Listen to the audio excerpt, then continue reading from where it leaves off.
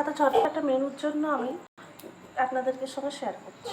হয়তো কিছু চিকেন থাকলে চিকেন নিয়ে নেবেন, হলুদ মাখিয়ে রেখেছি, আলু কেটে রেখেছি, টমেটো, পেঁয়াজ, রসুন কুচি রেখেছি। এখানে অল্প একটু আদা রসুন পেঁয়াজ দিয়ে পেস্ট করে রেখেছি। এবার কড়াতে আমি তেল গরম করতে দিয়ে দিয়েছি। এবার কড়াতে আমি আলুগুলো একটু ভেজে দেবো। আলুগুলো ভেজে আপনাদেরকে দেখাচ্ছি। আলুগুলো আমি কড়াতে দিয়ে দিয়েছি। এবার কড়াতে আমি নুন হলুদ দিয়ে আলুগুলো ভেজে তুলে নেব। এই রান্নাটা আপনারা খুব সহজে খুব তাড়াতাড়ি ঝটপট করে নিতে পারবেন। রাতে ডিনারের জন্য আমি বাড়িতে করি, আমার ফ্যামিলিরা খুব ভালোই খায়, আপনারাও করে দেখতে পারেন।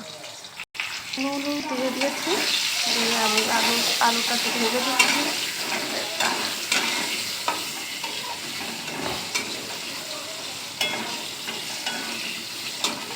আলুটা ভাজা হয়ে গেলে আমি তুলে দেবো।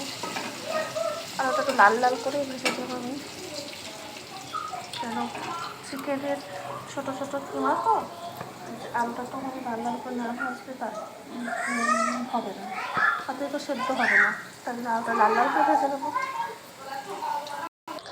আলুগুলো ভেজে আমি তুলে নিয়েছি। এবার তেলের মধ্যে আমি দিয়ে দেবো একটু কড়াতে দিয়ে দিলাম আস্ত গরম মশলা,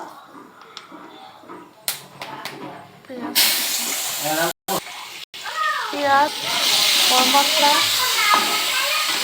শুকনো লঙ্কা আর তেজপাতা দিয়ে আমি ভাজছি। তারপরে আমি দিয়ে দিলাম রসুন কুচি,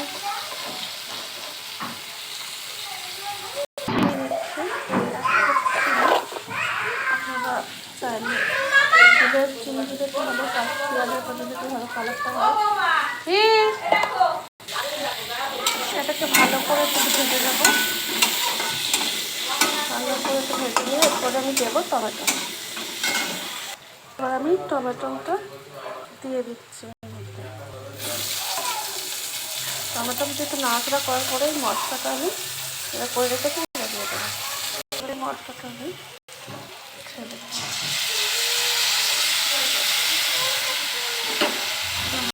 মশলা একটু ভাজা ভাজা হয়ে যাবে, তারপরে এর মধ্যে আমি দিয়ে দেবো মাংসটা।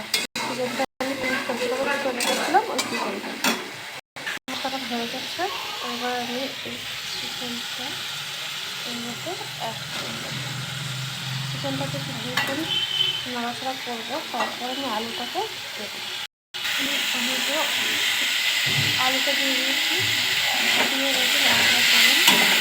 নাড়াচাড়া করার পরে জল দিয়ে দেবো। মশলা কষা আমার হয়ে গেছে, এবার আমি জল ঢেলে দেবো।